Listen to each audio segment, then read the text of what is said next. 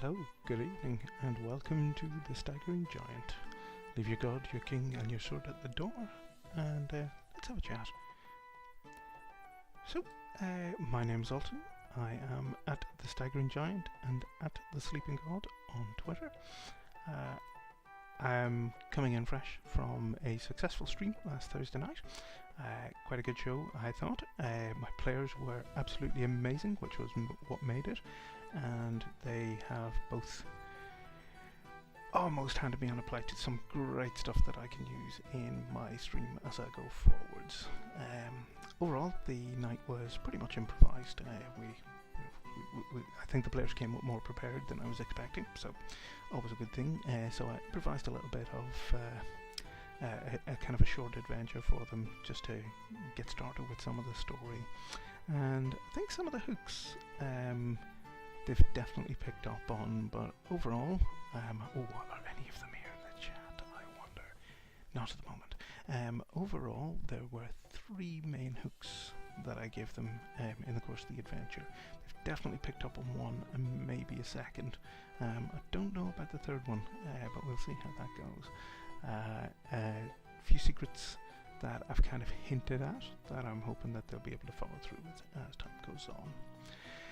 So, the general run of the game, apart from the introduction for the characters, was that the 2 characters managed to meet in a marketplace in the main city of Chalik.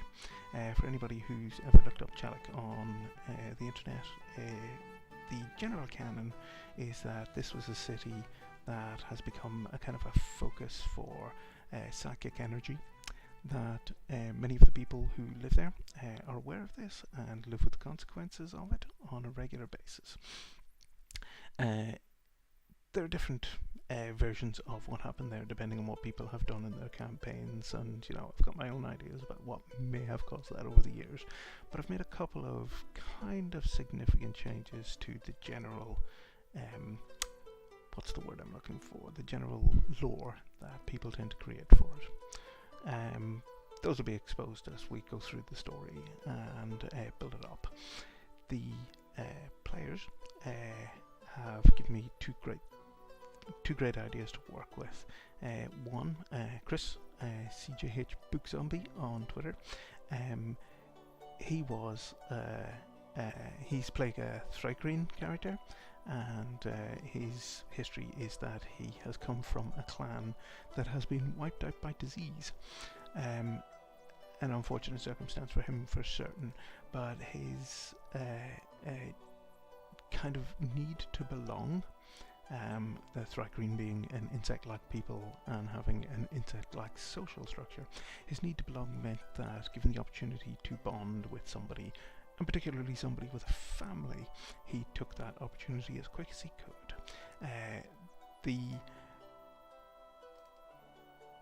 other player, Rebecca, at K Carisi on Twitter, she is playing an elf character who is living in the city of Jellic, and this elf character is from a noble elf family, and she has discovered in the course of events over the game that her family are known to the authorities. When she challenged her father on this, his reaction wasn't terribly great, maybe slightly a panic, but that kind of feeds into some of the stuff that I was talking about in the build-up episodes to this, that maybe I haven't 100% decided, but I'm wondering if maybe her father has connections to some of the power groups in the city of Jellic. If he does, what's his position in those groups? How much danger has he exposed his family to?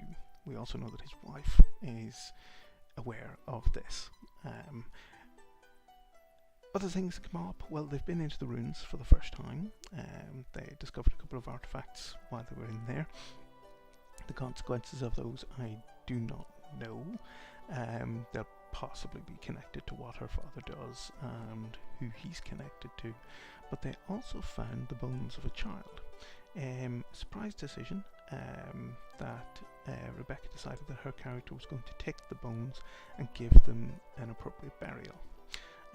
Nice idea, and it definitely feeds into the character story that she's built in the build-up to this. Her character has a very positive outlook on life, has a very positive view of the way things go and the difference that she can make in the world. So nice to have a character that isn't coming in from a very damaged place. That's kind of a bit of a cliche in Dungeons & Dragons, I think. So a character who's coming in with a very positive outlook, and an outlook based on maybe changing things for the better. We will have to see how that goes as time goes on, because for anybody who's ever played in the Dark Zone world, you know that it's not the kind of place where positivity has an easy time surviving. So the town, as I'm building it up, is very much bureaucratic. Jellic itself is a city that's being rebuilt slowly. The ruins of the city are canonically infested with undead. I'm not going to push too much of that, because Dark Sun has also a different outlook on undead, and always did from the beginning. There are a lot of awakened undead in the Dark Sun world, and that's not really that big of a thing in most Dungeons & Dragons games, with the exception, I suppose, of mummies, vampires and liches, people who've either through curse or choice have become undead. In Dark Sun it seems to be more kind of par for the course, that undead tend to be, each undead tends to be quite individual, quite unique. So we'll have to see how to push forward with that. I don't want an entire city just overrun with undead. Personally, I find that very boring. But the fact that Jellic is a city that's kind of a psychic energy centre, that gives us more to work with. That becomes like a beacon. So maybe we can have creatures that are connected to psychic energy and bring them in, give them a focus in the world. Maybe give them more to do in the ruined parts of the city that haven't been reclaimed yet. From there, we'll see how that goes, we'll see how that builds up. For the moment, I'm going to try and focus on the intrigue around, as he quickly checks the notes because I'm not used to the names yet, around Thera's family. Chris Thera is her full name, but she's calling herself Thera. So we'll have to check around the intrigue for Thera's family and see how much of that fits into the city politics and how it connects to other things that may be going on in the city. This is just a quick update. I'll be going live again at 9 PM Greenwich time, 10 PM Central Europe 4 p.m. Eastern and 1 p.m. Pacific. So hopefully people will be able to join me. That will be on the Thread Raiders channel, twitch.tv/Thread Raiders, if you'd like to come in and see how the show goes. Overall, follow Thread Raiders on Twitter.